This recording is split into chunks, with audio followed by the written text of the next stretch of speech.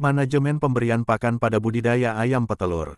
Pemeliharaan ayam siap telur yang dapat menghasilkan kualitas ayam yang baik sesuai standar tentunya tidak lepas dari manajemen pemberian pakan khususnya di fase starter dan grower.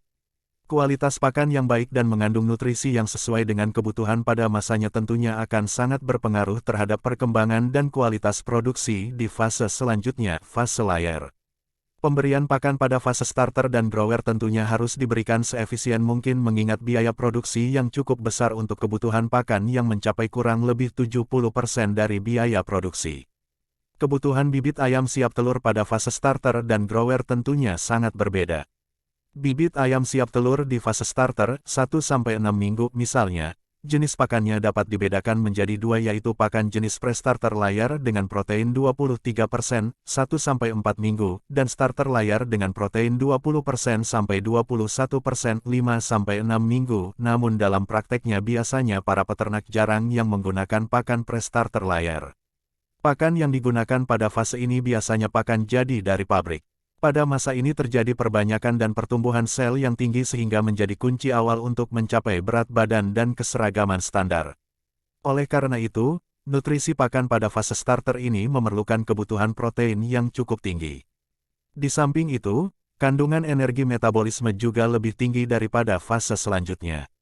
Bentuk pakan juga harus crumble, butiran, di mana dengan sekali patuk, seluruh nutrisi yang ada di dalam bahan pakan yang telah menjadi satu tersebut dapat masuk ke dalam tubuh ayam.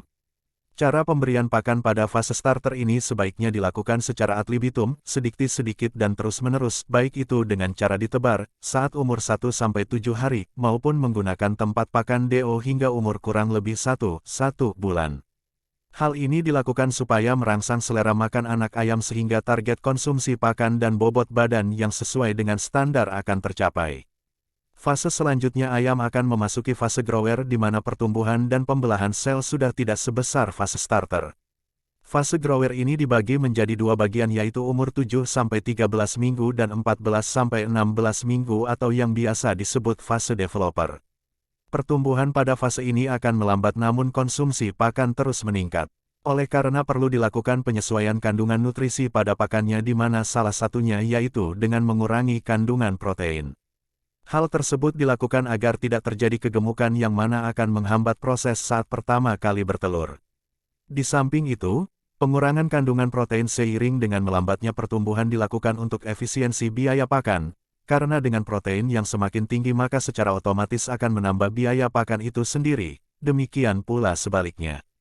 Kandungan protein pada fase grower ini sebesar 16% dengan bentuk pakan mas tepung. Bahan baku pakan masa grower ini bisa dikombinasikan antara mencampur bahan-bahan baku pakan sendiri, konsentrat grower yang ditambah jagung dan katul maupun membeli pakan jadi grower. Perlu diperhatikan pula bahwa pada saat proses pergantian pakan dari pakan starter ke grower sebaiknya dilakukan secara bertahap dengan mencampur kedua jenis pakan tersebut selama beberapa hari. Hal ini dilakukan untuk mengurangi resiko stres pada ayam akibat pergantian pakan. Pemberian pakan pada fase grower biasanya cukup dilakukan sebanyak 2 kali sehari dengan jumlah yang sesuai dengan standar.